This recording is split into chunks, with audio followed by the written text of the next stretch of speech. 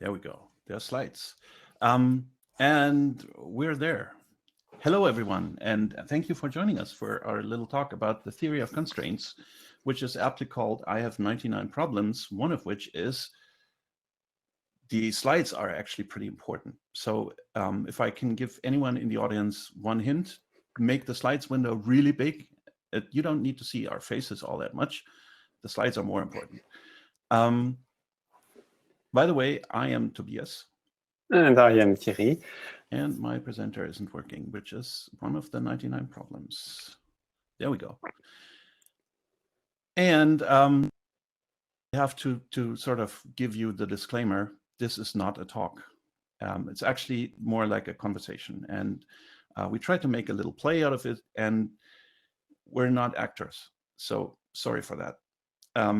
The story, however, is made up, but it's made up of things that we experienced in real life. So it's not completely unrealistic. It's actually very realistic. And the similarities that you might find for companies that you know of or have heard of are fully intended. So let's get started. Hey, Thierry, can I ask you something? You're a consultant, right? Hello, Tobias. Well, yes, let's say I try to advise companies on improving their organizational performance. Why do you ask? That's great, because I could really use your help with something. You know, I finally got that promotion I told you about, and you're now looking at the head of IT of my company. Well, look at that. Congratulations. Well done, Tobias. Yeah, well, I don't know about that. It turns out that I'm totally out of my comfort zone, and I've been struggling with just about everything the past few days. And to be honest, it's so horrible that I don't even really know where to start. Well, now you're making me curious. Tell me, what is it you're struggling with? Okay, so let me explain. So as you know, I work for this bank, and it's not huge, doesn't deal with personal accounts. There's not a lot of transaction. It's not very public, but we do a fair amount of business in real estate, and we make about €500 million of revenue per year. So I guess you could call that successful. And well, for me personally, everything was great when I was just dealing with the computers, but now I have to worry about people. And I feel like, frankly, no one in the building has the slightest clue of what's going on. We have no idea who's working on what, where all the money is going. I mean, we have 100 people, 50 projects per year, a huge budget for IT, like €50 million. And well, as far as I can see, nothing ever actually gets done. The only project that I know of that really got finished last year was minor SAP release. And that took 3 months and 15 people to complete. Oh, dear. Oh, yeah, I know it sounds funny, but I'm totally serious. My promotion came with a commitment. Improve IT performance by 10% until 2022. And now I feel like I don't even know what that means. I mean, 10% of what? Okay, so let's see. This might take some time. First of all, how do you think you can express performance? How can I express it? Well, I'm sorry, you'll have to explain what that means. Well, how would you know you are productive? What does it mean to be productive? In general, you mean? I mean, I'd say we're productive when everybody's busy doing work that benefits the company, like when we don't have too many people slacking off, and I don't have to feel bad for paying them. Okay, so people are busy doing stuff, but are they really productive then? Well, yeah, I mean, they're producing code, I guess, software. Okay, so we say you are productive when you are accomplishing something in terms of your goal. Every action that brings the organization closer to its goal is said to be productive. Every action that does not is just not productive. So productivity on its own is meaningless if you don't know what the goal is. And in fact, there is only one goal, no matter what the company is. Well, that's obvious. I mean, we're a bank, so our goal is world peace. Nah, I'm just kidding. It's money, making money. Yes, the goal of any organization is to make money. I know, this sounds really, really bad, but wow, it pays the bills. Well, you're serious. I mean, what about Greenpeace or Amnesty International? Aren't they supposed to be working for a better world at least? I mean, save the planet, all that kind of stuff? Well, yes, of course, they should do that. But still, they need money to do their work, and they have to make sure they don't run out of money so that they can continue to do that work.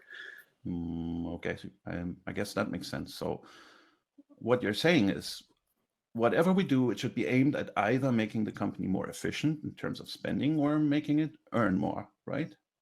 Sort of, yes. Any action that moves you towards making money is productive. Any action that takes you away from making money is unproductive. Now, the important part is to figure out which is which. Oh God. That means our whole big IT budget is for the birds, right? I mean, we might as well just stop everything if we can't tell what people are working on. Yeah, well, that's right, but don't worry. You can still fix this.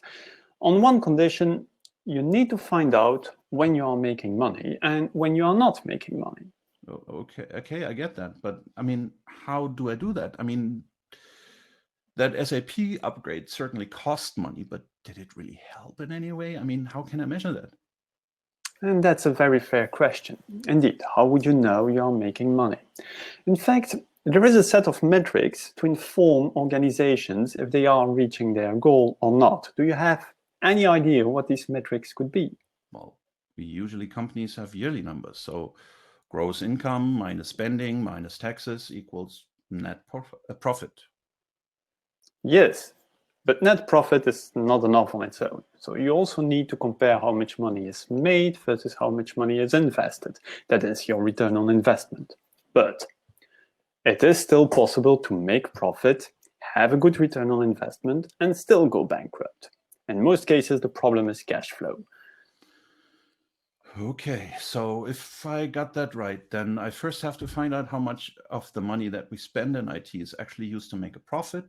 And at the same time, I have to figure out how much cash is available at any point in time. I mean, I understand why, but this is not easy. I'm not even sure I have the security clearance to get those numbers. And you are making a very relevant point here. So in fact, for your daily operations, you cannot rely on net profit, return on investment, and cash flow because, well, you don't necessarily have access to that information. So you need something else, something that shows you the relation between the overall performance of the company and your daily operations. Now, in fact, you can express net profit, return on investment, and cash flow in terms of throughput, inventory, and operational expense. And it is these metrics that you are going to use in your daily operations. Ah, finally something looks familiar. Operational expense, that's easy. Our operational expense is the money that we spend on salaries plus the money that we spend on keeping computers running, right? Or more precisely, operational expense is all the money the system spends in order to turn inventory into throughput. Throughput. Uh-huh. And inventory. You mean chairs, tables, and laptops? No. It's not about the chairs, the table, the laptops, and whatever else. Well, yes, they are inventory on your balance, but in your case, that isn't really the problem. But let's start with throughput. So throughput is the rate at which the system generates money through sales. And here the sales part is actually very important. If the company is only producing stuff without selling, well, it will go bankrupt. Okay, but we're a bank. I mean, we don't really produce anything. Well, okay, money, sort of, but we don't sell that, do we? We sell loans. Oh, okay. Well, now that I think about it, that is selling money, and the price is the interest rate. So throughput would measure how much interest was collected over time. That would be correct for the bank as an organization. But what about your IT department? How does your IT department support selling these loans? Well, all sorts of ways. I mean, we have asset management software that keeps track of the loans and the contracts and the buildings that we help finance. And we have software for the call center. And then there's accounting, and we help set up all these workplaces and such. So IT is pretty much everywhere. And nothing would work at all if it weren't. But what happens if legislation around loans changes, or the bank wants to sell a different product, let's say a new kind of loan? Can the bank do that without IT? Depends. Do you consider Excel IT? Because, well, really, when those kinds of things happen, then everybody just panics, and it takes a year until we even start getting into the development. And, well, the workflows usually, we set it up in Excel, then have people find ways around the system, and then we wait until the update gets done, and many, many months from now. All right, so if all of this did not happen, will it impact your sales? Will it impact your goal? Well, sure. I mean, if we can't sell the new product, that's going to mean losing customers to the competition. And if we can't keep up with the legislation, well, I don't even want to think about that. That's like the worst case scenario. Well, there you have it. Implementing these changes is actually your throughput because they will support the sales for the bank. So if my department wanted to improve the throughput, we'd have to try to deliver more of these changes or sooner, right? Right, yes. More features delivered means more throughput. Okay, but I still don't understand what inventory means. I mean, we don't really produce anything else than money, and the money that we keep in the vault is probably just cash flow, right? So inventory is all the money that the system has invested into purchasing or creating the things it intends to sell. I don't get it. But we don't really create money, and we're also not really buying it. So I guess that would make an awesome product, but that's done somewhere else. Okay, let's see. You as an IT department produce software that supports selling loans, don't you? I think I get it now. So if we spend our IT budget on creating a piece of software that handles the loans, then we've invested that money into our future sales, and then it becomes inventory, right? Right, yes. And if we don't finish that program, or if it doesn't get released, then the money we invested doesn't work towards the goal, and thus it just remains inventory. Yes, indeed. Unfinished, unreleased IT programs are just inventory. Oh, wow. Well, thank you. That has helped me a lot already. I'm gonna go get those numbers and then see how we're doing. Can I ask you again when I'm done with it? Of course you can. Hey, Thierry, it's me again. Hello, Tobias. How are you doing? How are things going in your IT department? Oh, well, we've done a lot of research these past few weeks, and I've come up with some numbers. So it's not all a mystery anymore. But, well, I still feel like there's missing pieces all over the place, or at least I'm not seeing the full picture yet. But I'm going to quickly. I do have an easy one first. So we have some cases that are completely obvious, like there was a lot of money invested. We created a piece of software. The project is finished. It's even considered successful, but then it never goes to production. Am I correct in assuming that this means there was no throughput at all, but a lot of waste, and that means total loss? Yes, you are definitely correct. There was no throughput, and you've lost money in creating inventory and having operational expense. Okay, like I said, that's easy to find and easy to fix. We should just stop doing it. Have to make sure the software is needed or helpful, or if we find out it isn't, then cancel the whole thing. But then, well, there's a few other projects where we actually managed to get the software released, but only after severe delays and a lot of rework. Bugs were caught in QA, some major issues with the operations showed up after everything was finished, that kind of thing. Okay, so now I need to ask you something because I feel this is going to be very important. How does your quality assurance work? Is there more than one way? Mm-hmm. I mean, I think we do the same thing that everybody does. We spend time, make a plan, then we implement the plan. When that is done and it's released, then we take it from development and put the software on an integration environment, and then the QA department comes in and spends a couple of weeks to run tests until they stop finding defects. And how many defects does your QA find that development could have found before? Well, I suppose there's a few. Well, now that I think about it, probably a lot. I don't really know. I know sometimes it's just little stuff, like when something has the wrong color, but we do have some major defects, and sometimes the thing just doesn't work at all. So we made those mistakes way earlier, like during the planning even. Okay, so now, does development have automated acceptance tests? So I mean by that, tests that execute the application as if a real user would use it. And are these tests executed continuously on any change to the software? No, I don't think we do that. I mean, we have developer tests, of course, but well, people are always chasing some deadline. So I think the general sentiment is that tests just take way too much time and we need to deliver more features. But wait a minute. What happens when a bug is found by QA? How does it get solved? Well, the whole team is on call during QA, so they fix anything the testers find right away until it's all green. So you're saying you do have budget to have expensive developers on call to fix bugs under pressure, but you don't have the budget for automated acceptance testing, do you? Well, now that you put it that way, yeah, I mean, that sure adds up to a lot of money. So we really blocked the full team for the entire 3 weeks. So that alone should pay for some tests. And I also suppose that once we find a bug and we fix it, then the whole thing has to be tested again and again and again, because potentially we might introduce new bugs, and that'll add up. Wait a minute. So you're saying you are doing all of this manually?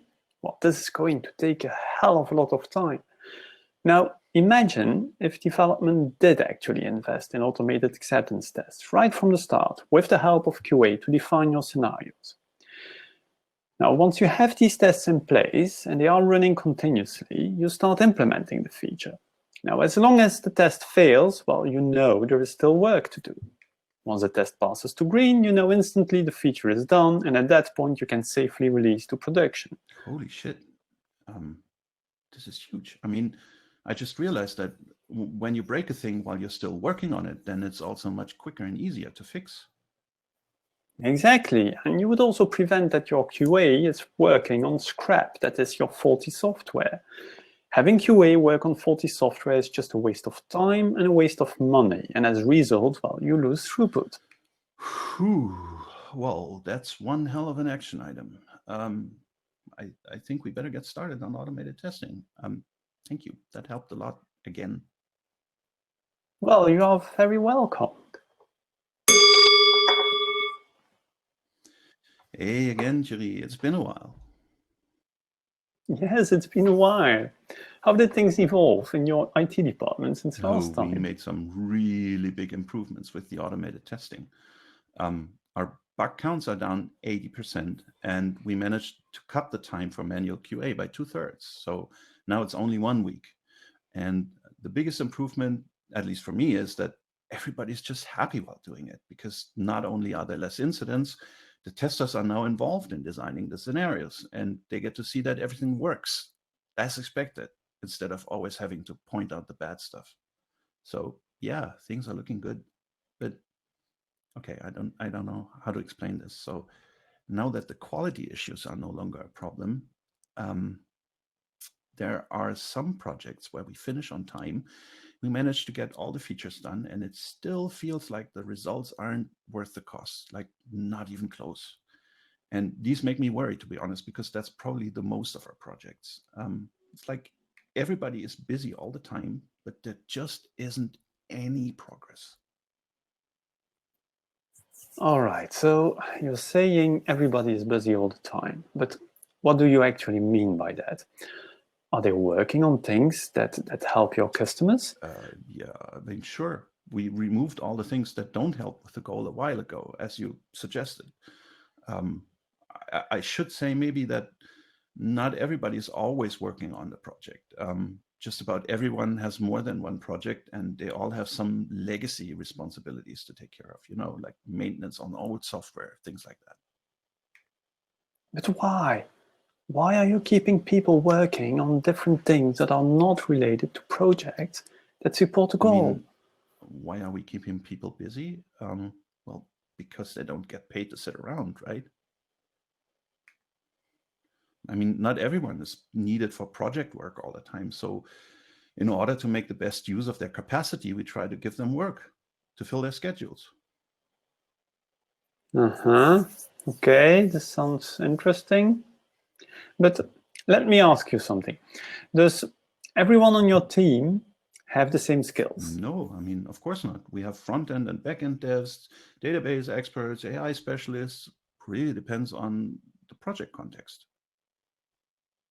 So what happens when, for instance, a database needs an urgent update, but the expert is busy doing other work? I guess then they'll just have to wait. Well, or maybe when it's really urgent, they can come in on short notice. Is that a problem? I mean, people can just continue doing other stuff in the meantime, can't they? So what you are doing here is balancing capacity of each and every one with market demand, aren't you? I guess you could say that. That, and we're just trying to be efficient.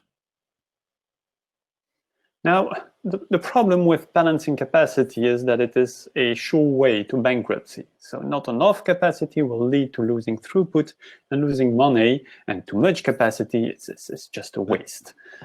Isn't that exactly why we should try to balance it? No, you don't want this. Okay, I need to explain something to you. You have to understand there is a difference between activating people and utilizing people. People are activated when they are just doing stuff to keep them busy. It's like pressing the on switch of a machine. It runs regardless if it benefits the system. On the other hand, utilizing is using people to support the goal. Okay, that's confusing. I thought we were doing that. I mean, all the different things these people are working on is somehow important, like to some project or purpose. Doesn't that mean they're all supporting the goal? Well, when you look at the whole company as a system, yes, you are right. They are all supporting the goal. But every product by itself has a value stream that acts as a standalone system. If people are used on different projects, well, you end up having different value streams competing for the attention of these people. In theory, their capacity is enough, but people will never be available at the exact right time and for the right purpose. Oh. Let me help you here. A system is a black box. Stuff goes in on one end, and a finished product, that is customer value, comes out at the other end. That is true for every product. And that's why you can't look at the whole company. You need to look at each value stream individually, because every value stream is such a black box. Unless the value stream actually depends on the value produced by another one. In addition, each of those systems has a pace, a rate of throughput, and that pace is determined by exactly one bottleneck. Have you heard of bottlenecks? Yeah, I have. I mean, on bottles, of course. Ha. But seriously, okay, it's when there's one place where basically all the items have to pass through, and it makes everything in front pile up while everything after gets a thin outpour, right? But how can you be so sure it's only one?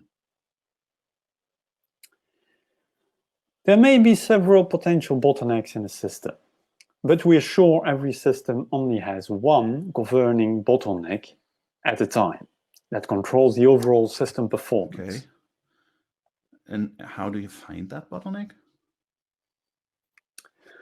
In manufacturing, that's pretty easy. Just go on the work floor and look around for stuff piling up. In IT, well, it's less obvious. So let me ask you something. Do you use anything to visualize your work, like a Scrum board or a Kanban We have board? Jira, so yes. Jira, right? Of course you have Jira. Who does not?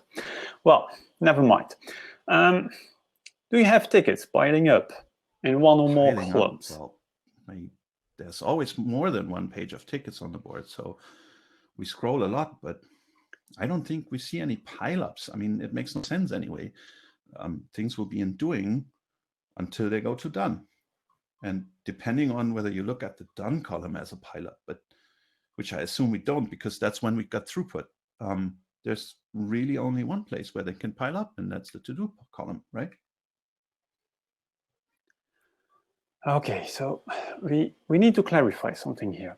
What do you actually mean by done? So I hope you mean deployed into production and released to your users, don't you? Well, no, of course not. I mean, we don't deploy until we're cleared by QA. So when everything's finished. And why you don't have QA on your board then? QA. Well, if we added then I guess we'd have everything pile up there until the final phase, and then it would all drain at once. What would that tell us? Well, it would tell you where your bottleneck is, for instance. So by visualizing all the steps of your value stream until releasing to your users, you will actually be able to discover that bottleneck. Wait. Am I understanding this correctly? We are supposed to move our work items to production before the whole product is finished? Like, users would see half existing features? It's a bit more subtle. Yes, you should move your work as fast as possible into production. No, users shouldn't see half existing features. There's no use for it. However, you can still roll out unfinished features without users actually noticing it. You want this because it will give you early feedback on how that code behaves in production. That is very valuable because it will allow you to make new decisions. So the feature would be deployed and tested, but not visible. Like, there's a difference between deployment and release, or rather going live and going public. Yes, and you should visualize all of this. Also the distinction between deploying and releasing, because it also has no value to pile up unreleased features in production. That too is creating inventory. Wow, that makes sense. And continuing that thought, I'd have to find a way to get approval for one feature at a time instead of having a week of QA at the end of the project. Actually, that shouldn't be too hard to organize. The testers are involved in writing the acceptance tests, so they already know the product and they know how the team works. So it would probably only take them half an hour to do a single features, and they could come in every time that a test turns green. Yes, and by doing so, well, you will improve your throughput. So, okay, let me get this straight. The idea is to literally streamline the process into delivering every single piece of work through the whole system as quickly as possible? Exactly. The aim is to create fast flow of work through your delivery process. I understand, but doesn't that mean that I have to completely rethink how my workforce is organized? Like, assign everyone to just one project and only one, or better yet, one task until it's really entirely done? Right. And by doing so, well, you are increasing throughput while simultaneously reducing inventory and operational expenses. In the end, you are improving all three metrics together, where in the past you were only focusing on one and only one metric, that is your operational expense, by keeping people busy. Okay. Well, that's going to be one hell of a team meeting on Monday. I better get going. Thanks, Thierry.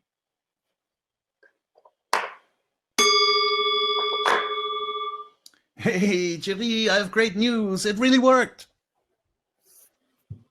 Fantastic! How cool is that? What actually worked? Okay. So, of course, people weren't too happy about committing to do only one project, and reorganizing all the legacy stuff was painful, to say the least. But once everybody figured out how much faster they were getting the results, it just took off. Well, that's great. So you just experienced the benefits of handling your projects in sequence instead of in parallel.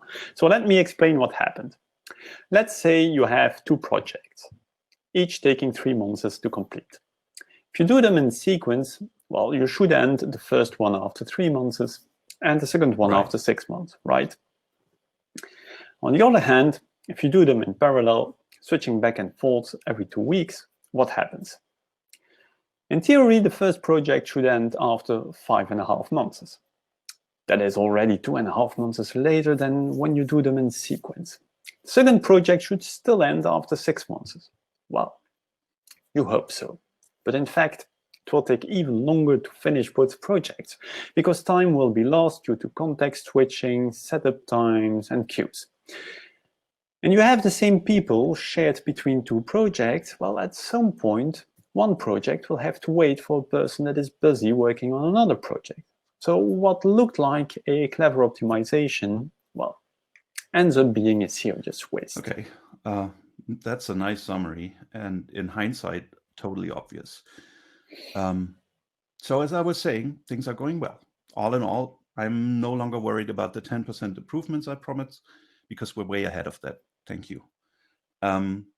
There are a few odd projects that still puzzle me, though. They look just like the other ones, but they somehow have other issues. For example, we have a third-party contractor that's working on a customer portal. And they have fixed release dates every 6 months. And of course, no matter how fast our teams deliver the software that should connect to the portal, we always release on the same date. Am I right in thinking that they are now our bottleneck and we can do whatever we want, but we won't be able to improve the delivery time? Yes, you are right. So the first step is always to identify your bottleneck. And in your case, it is that third party and their fixed cadence. So how could you take advantage of knowing that? First of all, they shouldn't have to wait for us or be busy doing other stuff than just the portal work. Make sure that their entire time is used to deliver relevant features. That's it. As a second step, you exploit the bottleneck. You make sure that bottleneck only works on stuff that no one else can do. And then I guess we could change our own delivery times, like have the same cadence so that we don't have features half completed by the time they roll out, and we always match the set of changes that they can handle. Or even better, stay ahead of their release by a couple of features so that we always have something to add in case they can put in a little extra. In other words, we should completely sync our own production to theirs, correct? Correct, you should do that. And that is your third step. Subordinate everything else to the bottleneck and always match its pace. I think I'm getting it now. And how about once we manage to sync up with them, we start asking them for half the release cycle, like release half the feature set every 3 months so that we get earlier time to customer. And if we keep the rest of the production in sync, that shouldn't be too hard, right? That's a very clever idea. So by halving the release cycle, you are cutting the batch size. As a result, your time to market will shrink and the flow of work, so your throughput, will increase. And your users will now get their features sooner and you will get feedback faster. So in the end, you will be able to better respond to market. Not to mention we can sell earlier, so the ROI will be much sooner. And your cash flow will increase. Finally, I've been thinking about giving them access to our own delivery pipeline so that they could benefit from all the progress we made on automated testing. And maybe that will help to speed up their time and their own delivery. Well, that's a very good point. So up until now, all you did was making better use of your bottleneck by exploiting it and then subordinating everything else to the bottleneck. That didn't cost you anything from an investment point of view. You somehow got this for free. It's only now that you are going to spend money by elevating your bottleneck in order to make it work faster and manage a higher throughput. I think I'm really getting the hang of this. It isn't even really all that hard once you see the patterns. Yeah, indeed, it isn't that hard, but well, I have to give you that. When you are used to classic cost accounting, well, this feels very counterintuitive. In a bank, hoo boy. Well, okay. Now there's just one more project team that has been bothering me, and well, now that you've explained, I can almost guess what you're going to say. So there's a project, and everyone's always working at maximum capacity. So it's not that they're all still working on other projects. It's just so much to do. And now, if I get the fixed cadence thing correctly, then shouldn't they be able to perform at a synced up pace? But they just can't somehow. Somebody's always waiting for someone else, and when you ask them why, it's usually some lame excuse about the server's not booting up correctly or the internet connection was slow. I mean, I get that some unforeseen things will happen, but most of the reasons they tell me are things that might take minutes, but not full days or even weeks. Okay, so what is happening here are two phenomena: dependent events and statistical fluctuation. So you have dependent events when an event or a series of events must take place before another event can begin. Let's say you have a linear process where we have 2 processing steps and 3 delivery steps. The processing steps each take 5 minutes, and every delivery step takes 10 minutes. So the whole process takes 40 minutes in total. Now imagine the first delivery step is a bit slow. It takes 15 minutes. That would make the whole process take 45 minutes to complete. That's unfortunate, but not really a problem. Now, let's imagine the middle delivery step is slow. It takes 20 minutes. Again, this will have an effect on the overall completion time. The whole process now takes 15 minutes.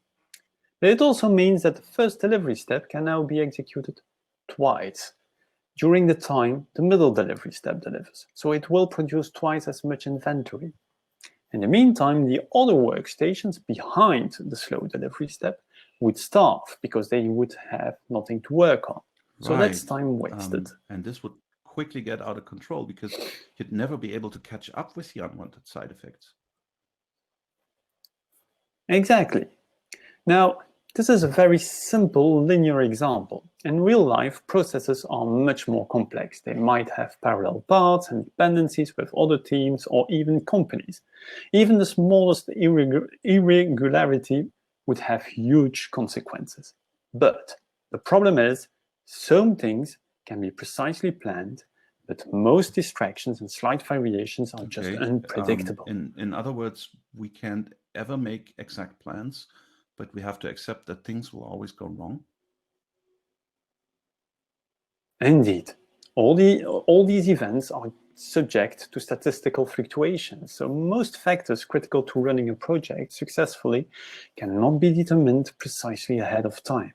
In the end, you have to take both phenomena, dependent events and statistical fluctuations, into account together. We can only solve it by leaving some wiggle room?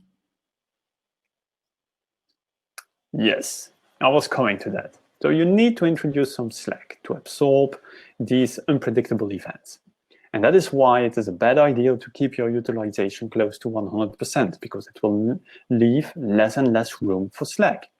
And as a consequence, any unpredictable event will have a huge impact on your lead time. Well, if that's what it takes to make them deliver anything, then I guess it's worth the budget. And we'll certainly get some happier faces for it, that's for sure. Oh, wow. Thierry, I can't believe it. It's only been a couple of months. We've completely reinvented the IT department and only a few more changes and then we're done. Oh, whoa, hold your horses. It won't be finished after these few more changes. Do not allow inertia to become your next bottleneck. I don't understand. What does inertia mean? Well, it means don't be too happy with what you have accomplished. That will make you complacent. Once you remove the bottleneck in your IT department, another bottleneck will arise somewhere else. And it's up to you to find that new bottleneck. Yeah, I mean, you said that there's always one. So even if the one we've been working on is no longer the limiting factor, then there'll always be something else that is. And therefore, we must keep repeating the same steps, right? Right, indeed. So the new bottleneck could be in front of your IT department, in sales or in product development. Perhaps you can't get orders approved quickly enough. Or it will be behind your IT department in the market. Maybe demand could be high, so you have to think about better marketing. Indeed, the world doesn't stop and markets change. It's actually quite logical that this has to be somehow iterative. So to conclude, let's first call the bottleneck a constraint from now on. That's a better term because it's more generic. A constraint could be a department, it could be people, it could be a server, it could be a policy. Now, to improve your performance, well, you need to repeat the following 5 steps. So first of all, you need to identify the constraint. Next, you exploit the constraint. Then you subordinate everything to the constraint, after which you can elevate the constraint. And finally, well, you repeat. You go back to step 1 in order to identify your new constraint. While doing that, always build quality in and reduce batch sizes. Yes, you've got it, Tobias. Well done. Quite a bit with that. Okay, so everyone out there, thank you for staying through this with us, and we hope you had as much fun listening to it as we did making it up. Now, we have to admit that none of this was our own idea, of course. So all of this was based on Eliyahu Goldratt's work, The Goal, which was published in 1984. So it's been there since a very, very long time. If you haven't read the book, The Goal, well, you really, really should. All right, and now thank you for your time. I have no idea how this remote thing works, but I guess we're going to have a chat. So let's get into it. And I'm probably going to have to grab a bottle of whiskey before I start that. So thank you, everyone.